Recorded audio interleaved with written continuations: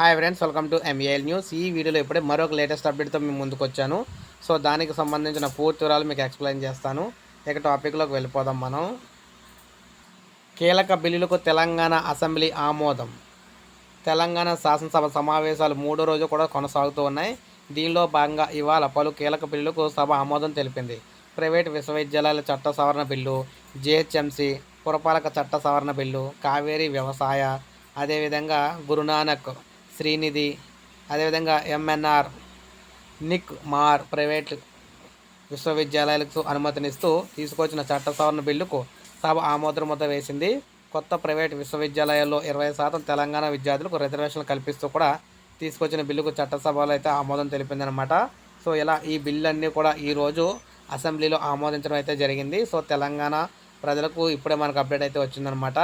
ఒక లైక్ చేయండి, సబ్స్క్రైబ్ చేసుకోకపోతే మన ఛానల్ సబ్స్క్రైబ్ చేసుకోండి. ప్రతి లేటెస్ట్ అప్డేట్ మీకు ఇస్తూ ఉంటాను.